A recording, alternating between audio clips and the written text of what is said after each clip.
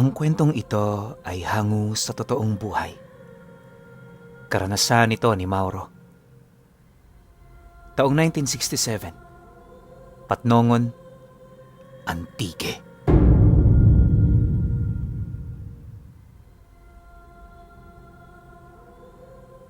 Noong mga panahong ito, ay nagsisimula na sa kanyang panggagamot si Mauro. Nagagawa na rin niyang magpagaling ng mga simpleng sakit na dulot ng mga elementong nasa paligid nila. Subalit, dahil hindi pa gaanong bihasa sa gamutan, inilihim niya sa ibang tao ang kanyang kakayahan nang sa gayoy hindi siya mahusgahan. Ang ikinakatakot niya lang noon ay baka may makasagupa siyang mas bihasa sa kanya at siya ang malagay sa dehadong sitwasyon. Dahil binata pa naman siya at nais ng kanyang mga magulang na matamasa niya ang kaligayahang hatid ng pagbibinata, hinayaan na lang siyang gumala kung saan-saan. Isang bagay lang din ang madalas na ipinapaalala ng kanyang mga magulang sa kanya. At yon ay huwag niyang masyadong ipagbigay alam sa iba na nagsisimula na siyang manggamot. Baka raw kasi matipuhan siya ng mga taong may matataas na dunong at mapahamak pa siya. Isang araw, habang abala sa kanyang ginagawa si Mauro, pumunta ang isa niyang kaibigang si Cesar at niyaya siya nito na pumunta sa baryo ng kanyang lolo. Ayon pa kay Cesar, may malaking handaan roon at kailangang makapunta sila. Nagtanong si Mauro kung ano ang handaan. Ngunit ayon sa kanyang kaibigan, ay malalaman na lamang nila yon kapag nandun na sila. Tinanong naman niya kaagad kung saang baryo sila pupunta, pero hindi yun direktang sinabi ni Cesar. Napalunok ng kanyang laway si Mario nang wikain yun ni Cesar. Lingid sa kaalaman ng kanyang kaibigan, nagkaroon siya ng kakaibang kutob na baka may kung anong masamang binabalak ito. Sa kadahilanang yon, tumanggi siya at idinahilang marami siyang gagawin. Sige, babalikan na lang kita rito mamaya. Tapusin mo muna yung mga gawain mo, ha? Wika ni Cesar sabay ngisi at pagkatapos ay nagmadali itong umalis. Noong mga panahong yon, nakaramdam ng kakaiba si Mauro sa ngiting yon ng kanyang kaibigan. Bahagya rin siyang nakuryoso patungkol sa handaang sinasabi nun. Kaya parang may kung anong nasa loob niya na nag-uutos na sumama na lamang ito. Kung uulan ngayon, sasama ako sa kanya. Pero kapag hindi naman, mas maiging manatili na lang ako rito sa bahay namin. Mahirap na, dahil baka mapahamak pa ako. Pagkatapos niyang ibulong yon sa kanyang sarili, ay biglaan siyang nanlamig. Parang may kung anong malamig na bagay na lumukob sa kanyang buong katawan. Dahil dito, tinapos niya ang kanyang ginagawa, tsaka pumasok na sa kanilang bahay. Sakto namang pagpasok niya ay agad na bumuhos ang malakas na ulan. Inisip ni Mauro baka nagkataon lamang yon, subalit napatulala siya nang may maulinigan siyang tinig sa kanyang isipan. Parang nagsasabi yun na kailangan niyang sumama kay Cesar dahil magkakaroon siya ng misyon doon. Naging malakas ang kutob ni Mauro na ang kanyang gabay ang nag-uutos nun. Dahil doon, kahit na medyo nag-aalangan man siya ay minabuti niyang ihanda ang kanyang mga gamit. Hinintay na lamang niya si Cesar na makabalik sa kanilang bahay. Bago tuluyang dumilim ang paligid, nakarinig siya ng pagtawag ng kanyang kaibigan sa labas ng kanilang bahay. Wala na siyang nagawa noon kundi papasukin ito. Nagpaalam na rin noon si Mauro sa kanyang mga magulang. Subalit bago pa man siya tuluyang umalis, napabulong pa ang kanyang ama sa kanya. Ayon dito, mag-iingat siya, gawa ng kilalang aswang ang lolo ni Cesar. Agad namang nakaramdam ng kilabot si Mauro, subalit nang maisip niya ang bulong sa kanya na kailangan niyang sumama kay Cesar, hindi niya inalintana ang takot na kanyang nararamdaman. Noong nagsisimula na silang maglakad, nakaramdam ng kakaibang init sa kanyang katawan si Mauro. Pakiramdam niya ay may mga matang nakamasid sa kanya at nagbabantay, kaya kahit papaano ay nakampante siya. Paniguradong ang gabay ko yan. Sana, patnubayan niya ako at ng Diyos sa aking pag-alis na ito. Hindi ko alam kung anong aking madadatnan doon, kaya kailangan ko ring mag-ingat. Bulong niya sa kanyang sarili. Nagpatuloy sila sa kanilang paglalakad hanggang sa makarating sila sa kalsada. Maswerte sila dahil may dumaan na kangga at inalok sila ng may-ari na makisakay roon. Sinabi naman ni Cesar na makikisakay na lang sila upang hindi sila gaanong mapagod. Napatango na lang si Mauro at pinaunlakan ng alok sa kanila. Nasa kalagitnaan sila ng kanilang biyahe nang magtanong ang lalaki kung saan sila patungo. Hindi naman nagdalawang isip si Cesar noon na sumagot at nang marinig ng lalaki ang kanyang tugon ay bigla itong naging tahimik. Nagtaka naman si Mauro, kaya nag-usisa siya kung ano ang dahilan ng pagiging tahimik nun. Bago tuluyang magsalita, napatingin pa kay Cesar ang lalaki na parang may kung anong ipinag-aalala.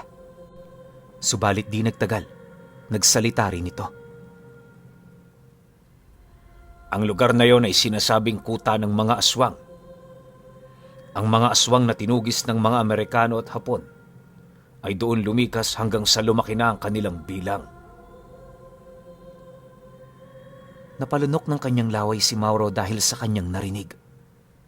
Ibinaling niya ang kanyang pansin kay Cesar na nooy blangkong nakatitig sa lalaking may-ari ng kangga na kanilang sinasakyan. Hindi totoo yan. Kung talagang totoo ang kwentong yan, edi sana matagal nang namatay sina lolo sa baryong yon dahil kakainin sila ng mga aswang. Wika naman ni Cesar. Hindi nakaimik ang lalaki. Sinabi pa niya na hindi rin niya alam kung totoo o hindi ang kwento, pero kailangan nilang mag-ingat. Napatango naman si Mauro noon at agad na nagpasalamat sa naturang lalaki. Makalipas ang ilang minuto, nagwika si Cesar na kailangan na nilang bumaba at maglalakad na lang sila para makarating sa baryo ng kanyang lolo. Magsasalita pa sana ang lalaki noon, ngunit tinitigan siya ng mabalasik ni Cesar at niyaya na si Mauro. Napatitig naman si Mauro sa lalaki at napansin niyang parang nais siyang pigilan nun. Subalit, dahil alam niya na magagalit at sasama ang loob ng kanyang kaibigan, bumaba na rin siya sa kangga at nagsimula na silang maglakad. Nakailang hakbang pa lamang si Mauro nang nilingon niya ang lalaki. Medyo malayo na rin ang sinasakyan noon na hila ng kalabaw, pero hanggang sa mga oras na yan ay sumisenyas ito na kailangan ni Mauro na mag-ingat. Sa mga sandaling yon, napansin ni Mauro ang kanyang kaibigan na medyo nababalisa.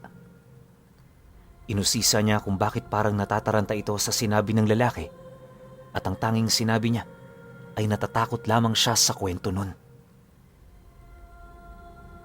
Hayaan mo na lang yun. Ganun naman talaga dito sa atin eh. Napakaraming kwento na hindi naman natin malaman kung totoo nga ba o hindi. Sabi pa ni Mauro na tinanguan ni Cesar. Nagpatuloy na lang sila sa kanilang paglalakad at minabuti nilang bilisan. Ayon kasi kay Cesar, kailangan nilang makarating sa bahay ng kanyang lolo bago pa man mag-alas 3 dahil baka mas maaga raw magsimula ang kanilang handaan. Noong mga oras na yon, iba na ang kutob ni Mauro sa kanyang kasama. Para kasing may tinatago yun na hindi niya malaman kung ano. Ilang beses pa siyang nagtanong tungkol sa lolo nun. Subalit, tila inililihis ni Cesar ang topiko na kanilang pinag-uusapan. Makalipas ang mahigit 15 minutong paglalakad, nakarating sila sa isang liblib na nayon. Unang apak niya pa lamang roon, kakaiba na ang kanyang pakiramdam. Noon lang din siya nakaranas ng ganoong kilabot habang inililibot niya ang kanyang paningin. Wala kasing mga kabahayan doon at ang tanging nakikita niya ay ang mga nagtataasang puno at mga damo. Nagpatuloy pa sila sa kanilang paglalakad hanggang sa matanaw na nila ang nag-iisang bahay na nakatirik doon. Nagtanong naman siya sa kanyang kaibigan patungkol sa bahay ng kanyang lolo at agad naman itong itinuro yon. Sinipat ni Mauro na maigi ang naturang bahay at napansin niyang parang napakatahimik nun. Wala rin siyang nakikitang mga tao roon, kaya nagtaka siya.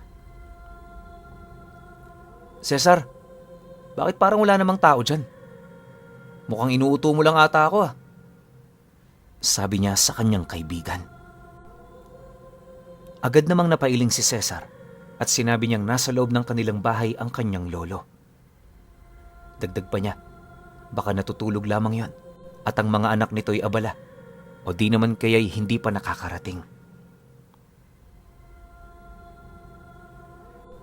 Nagpatuloy naman sila sa kanilang paglalakad hanggang sa makarating sila sa tapat ng naturang bahay.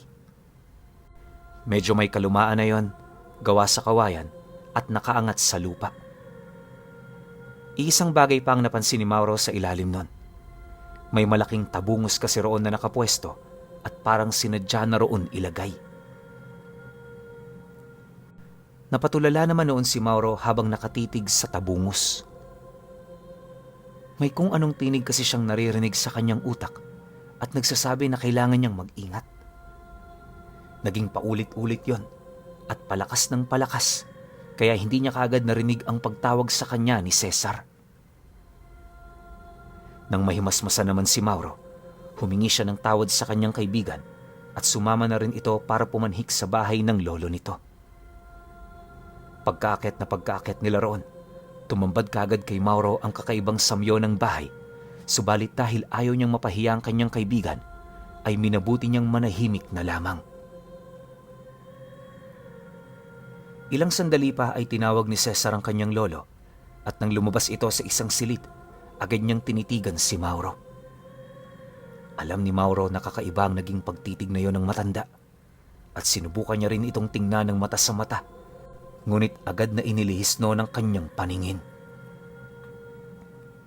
"Lolo Ampong, ito po ang kaibigan ko, si Mauro." Napatango naman ang matanda at lumapit. Muli niyang tiningnan ito at pagkatapos ay nagwika kay Cesar na tamang-tama ang kanilang dating dahil maya-maya ay darating na rin ang mga kamag-anak nila. Muling napatitig si Tandang Ampong kay Mauro at nagsimula itong maglaway. Subalit, nang tingnan din siya ni Mauro, ay nagmadali itong naglakad pabalik sa kanyang silid na animoy may kung anong kinakatakutan. Sinundan na lamang siya ng tingin ni Mauro hanggang sa makapasok na ito sa kanyang kwarto. "Pagpasensyahan mo na si Lolo ha. Matanda na kasi yun eh. At medyo may pagkaulyani na." Noong mga oras na yun, may narinig na ingay si Mauro sa ilalim ng bahay ni Ampong. Animoy may kung anong pumapalo sa tabungos. Para bang gustong-gusto nung kumawala. Napansin naman ni Cesar na parang minamatyaga ni Mauro ang silong ng bahay ng kanyang lolo, kaya sinabi nito na baka manok lang yon nakakatayo nila pagsapit ng dilim. Mas lalong naging hindi maganda ang kutob ni Mauro, kaya saglit siyang nagpaalam na iihi muna sa labas. Wala namang nagawa si Cesar noon kung hindi ang payagan siya. Saktong pagkababa ni Mauro, natanaw niya ang mga taong naglalakad patungo sa direksyon ng bahay ng lolo ni Cesar. May mga dala silang naglalakihang kawa at kaldero. Napatanong na lang si Mauro noon kung bakit gano'n na lang kalaki ang kanilang gagamiting lutuan. Gayong ayon kay Cesar, manok lamang ang nasa tabungos. Hindi niya na hinintay na makalapit pa ang mga taong yon at minabuti niyang umihi. Nasa kalagitnaan siya ng kanyang ginagawa nang makarinig siya ng pag-ungol sa mismong silong ng bahay ni Ampong. Agad namang ibinaling ni Cesar ang kanyang pansin doon hanggang sa nagkaroon siya ng kutob na hindi manok ang nasa loob ng imbakan ng palay na yon, kundi isang tao. Dahil medyo malayo pa ang mga taong patungo sa bahay ni Ampong, nagpasya si Mauro na tingnan kung ano ang nilalaman ng naturang tabungos. Kung tao man ang laman yan, tama ang aking kutob. Kailangan ko rin iligtas yan bago pa man siya tuluyang makatay ng mga aswang na yan. Walang yaka, Cesar. Pati pala ako nais mong ilagay sa peligro. Bago pa siya tuluyang lumapit sa silong ng bahay, nagmatsyag siya sa paligid. Noong mapagtanto niyang wala namang nakamasid sa kanya, marahan siyang pumasok sa silong, tsaka nilapatan ang tabungos. Tiningnan niya ang loob nun, at gano'n na lang ang kanyang gulat nang makakita siya ng isang baboy doon. Napailing siya at napaisip na hinusgahan niya kaagad ang kanyang kaibigan at ang lolo nito. Subalit, nang bahagya siyang napatras at akmang aalis na sana roon, biglaan siyang nakarinig ng sunod-sunod na kalampag. Muling napasilip si Mauro doon at gano'n na lang ang kanyang gulat nang makita niya ang isang babae na merong busal. Napatanong siya roon kung papaano yun napunta ron at ninaisa na ni Mauro na pakawalan yon, pero biglaan siyang nakarinig ng pagsitsit sa ibabaw. Napatingala siya sa sahig at nakita niyang nakasilip sa siwang ang kanyang kaibigan at ang lolo nito. Bago pa man may kung anong gawin si Mauro, may kung anong isinaboy ang dalawa na siyang naging rason para makaramdam siya ng antok. Nandilim ang kanyang paningin at tuluyan siyang bumagsak sa lupa. Lumipas ang mga sandali at naalimpungatan si Mauro dahil sa pagtawag sa kanya.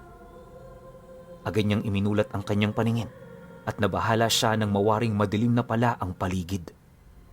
Dinig na dinig rin niya ang pag-uusap at tawanan ng mga naroroon. Nasaan ako? Anong ginawa sa akin ni na Cesar? Mga hayop, kailangan ko makaalis dito. Iginala niya ang kanyang paningin at napagtanto niyang iginapos pala siya sa haligi. Nakita niyang naroroon pa rin ang tabungos, subalit wala na siyang naririnig na ingay doon. Ilang sandali pa, napansin ni Mauro ang mga tao na tila abala sa kanilang ginagawa. Sinipat niya yon ng maigi at gano'n na lang ang kanyang pagkagulat nang makitang may kinakatay sila at inilalagay ang karne nun sa malaking batya na gawa sa kahoy. Lumakas ang kabog ng kanyang dibdib. Alam niyang malaki ang posibilidad na ang babaeng nakakulong sa tabungos ang kinakatay ng mga naroroon. Ilang sandali pa, nakita niya si Cesar na kinakausap ang mga naroroon at animoy tuwang-tuwa siya habang pinagmamasdan ang ginagawa ng mga yon. Hayop ka, Cesar! Isa kang aswang! Isang pagkakamali na sumama ako rito. May handaan pala. Yun pala, isa ako sa binabalak mong ihanda sa inyong piging. Galit na wika ni Mauro.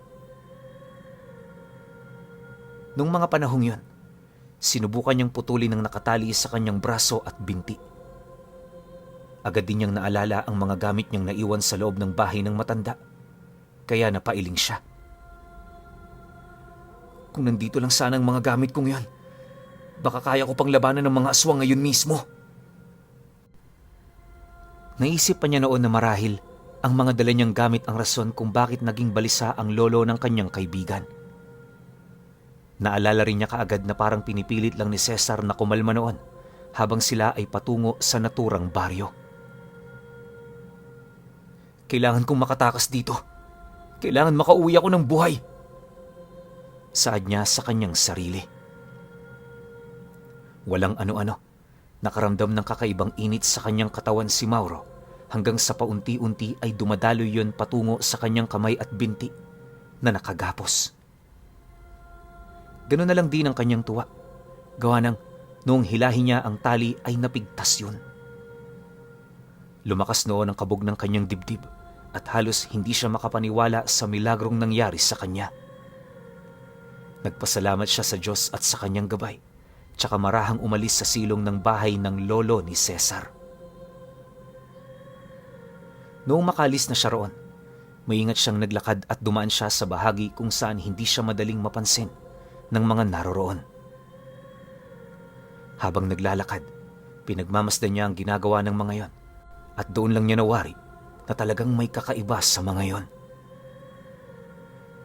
Dahil dito, nawari niyang mga aswang nga ang mga naroroon at kabilang na ang kaibigan niyang si Cesar. Noong mga panahong yon, wala na sa kanyang isipan ng maghiganti. Alam niyang hindi niya na maililigtas ang babae dahil kinatay na yon ng mga aswang. Ang tanging nasa isipan niya noon ay ang makaalis sa lugar na yon. Subalit, bago pa man siya makalabas sa bakuran ng lolo ni Cesar, ay may isa silang kamag-anak na napasigaw. Sinabi noon na nakatakas si Mauro, kaya kinakailangan nilang hanapin ito. Dahil dito wala na siyang nagawa kung hindi ang dumaan sa likurang bahagi ng bahay ng matanda. Saktong naroroon na siya nang makita niyang nakabukas ang kusina at may gasera roon. Dahil dito, nagpa siya si Mauro na pumasok doon. Alam niyang hanggang sa mga oras na yon ay naroroon sa bahay nito ang lolo ampong ni Cesar. Tingnan na lang natin kung ano yung magagawa para iligtas ang matanda. Alam niyang sa kanyang gagawin ay magkakaroon siya ng pagkakataong makatakas kaya hindi siya nag-alinlangan. Pagkakuha niya sa gaserang yon, walang pagdadalawang isip niya itong itinapon sa sahig bago siya tuluyang lumabas doon. Sakto namang nakalabas siya sa bakuran na yon nang magsimulang magliyab ang apoy. Dinig ni Mauro ang mga sigawan ng mga aswang doon kaya napangisi siya. Yan ang nararapat sa inyo! Alam ni Mauro na uunahin ng mga yon na iligtas ang matanda, kaya nagmadali na rin siyang umalis. Ni hindi niya nagawa pang makalingon dahil nasasayangan siya ng oras. Nagkataon namang kabilugan ng buwan ng gabing yon, kaya hindi siya nahirapan sa kanyang pag-alis sa lugar na yon.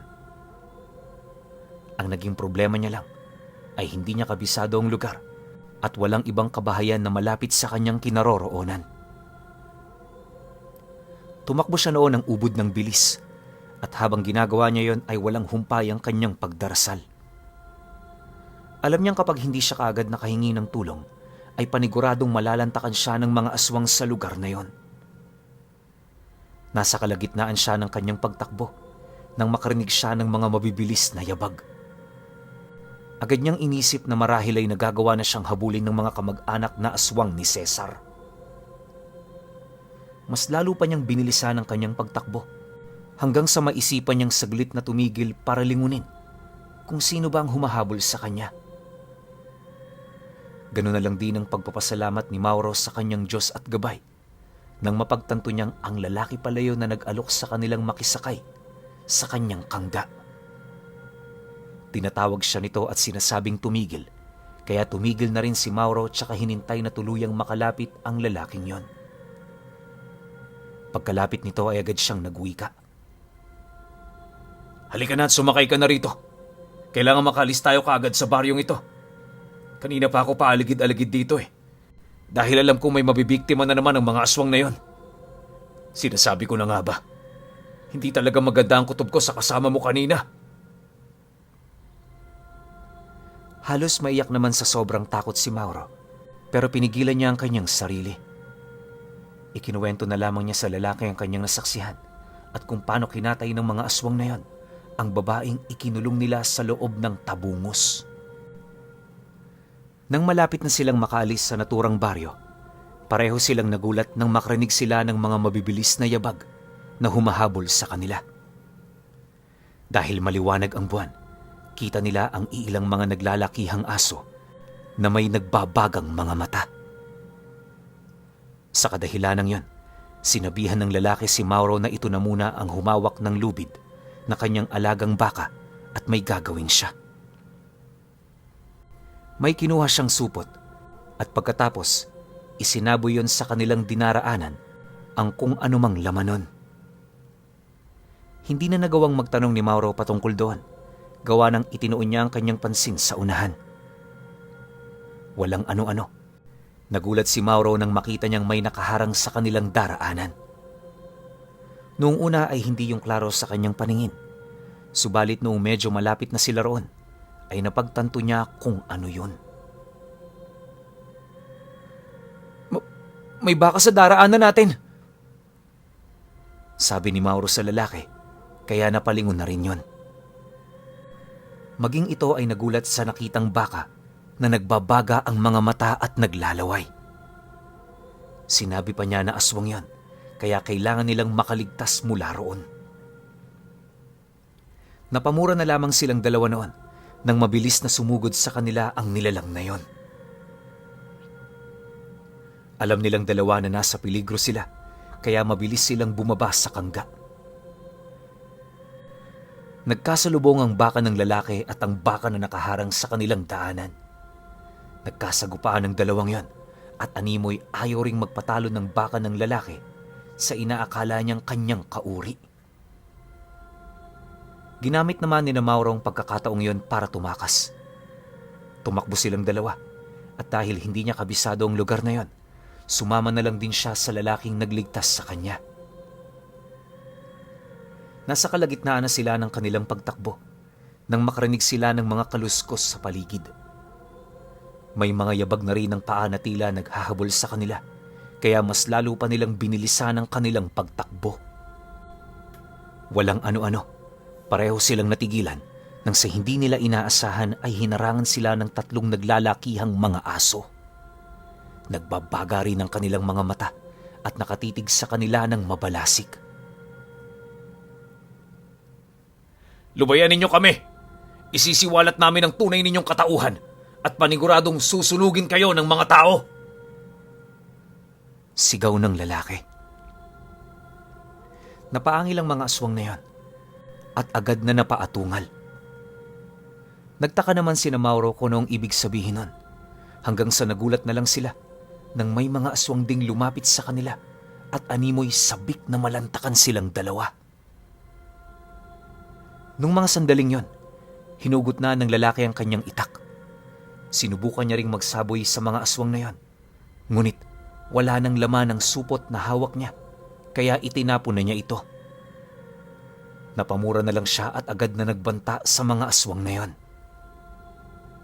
Sige, subukan nyo kaming kantihin at natitiyak ko na mauubos ang lahi ninyo. Napangisi na lang ang mga aswang na yon. Naghanda sila sa kanilang pag-atake, subalit bago pa man nila magawa yan, ay biglaan silang natigilan. Napako sila sa kanilang pwesto at hindi man lang nagkaroon ng kung anumang reaksyon. Nagtaka si Mauro kung anong dahilanan. Walang ano-ano, may narinig siyang mga yabag ng paa na papalapit sa kanila. Parang nabunutan naman ng tinik noon si Mauro nang makita nila ang isang matandang naglalakad ng papalapit sa kanila. Ayos lang ba kayo? Tanong pa niya kina Mauro.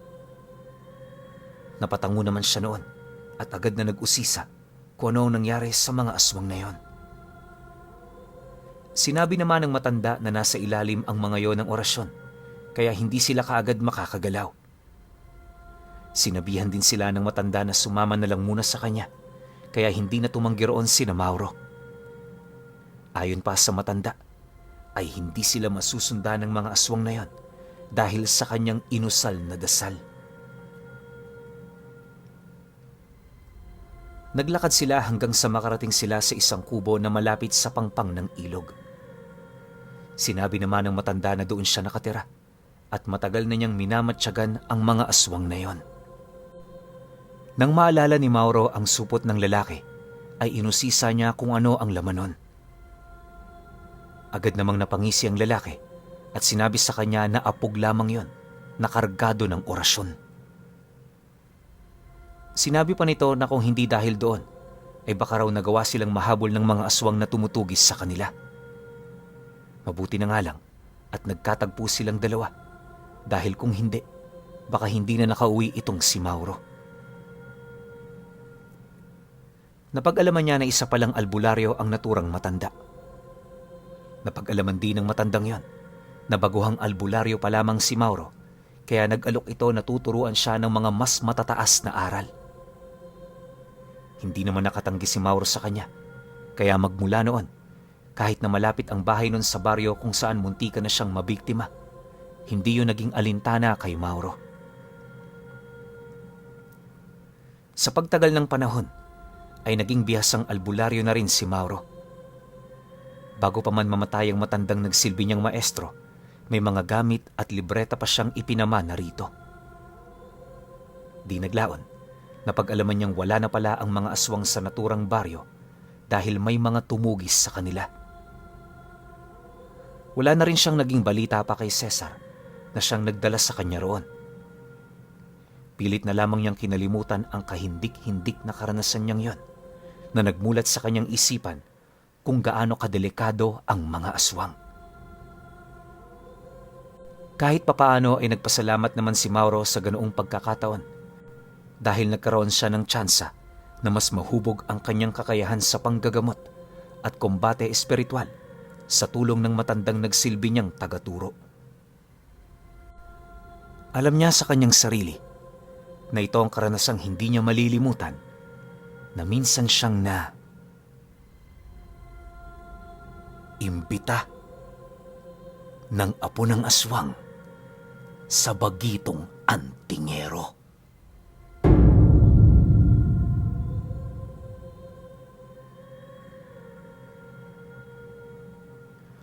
Okay. Opinyon ko sa kwento. Grabe yung naranasan ni Mauro, no? Pero alam nyo, curious talaga ako kung ano yung mga unang dasal na pinag-aralan nito ni Mauro bilang isa siyang bagitong antingero. Pero ang sabi naman niya, kung yung bag niya o yung lalagyanan niya ng gamit nasa kanya, makakapalag siya sa mga aswang na yon. So hindi rin basta-basta yon, di ba? Tsaka nakakagamot na siya ng mga ordinaryong sakit. Pero itong pakikipagtuos sa mga aswang, tapos baryo pa to, ibig sabihin marami, pista pa, delikado talaga. Mapapalaban talaga to si Mauro. Buti nga sinunog niya yung kubo 'Di ba? So para sa akin, kahit bagito tong si Mauro, makakapalag talaga siya sa mga aswang. Hindi naman sinabi kung ano yung tangan niya. Hindi rin sinabi kung ano yung mga dasal na karga niya. Pero nung nakita siya nung antingero na totoo, na legit, na makapangyarihan na o marami ng tangan, tinuruan pa siya ng mas matataas na aral. Hindi na lang rin binanggit ni Mauro kung ano-ano yung mga yon. Pero ako masasabi ko sa buong kwento, sobrang nakakakilabot nito kasi nasa bingit siya ng kamatayan Buti na lang nilinya ng Diyos na iligtas siya ng dalawa tapos tinuruan pa siya. Para sa akin, napakaganda ng ending. Pero syempre, kayo pa rin. Kung may opinion kayo sa kwentong ito, comment nyo lang sa baba. Yun lang. Hanggang sa susunod na kwento. Salamat.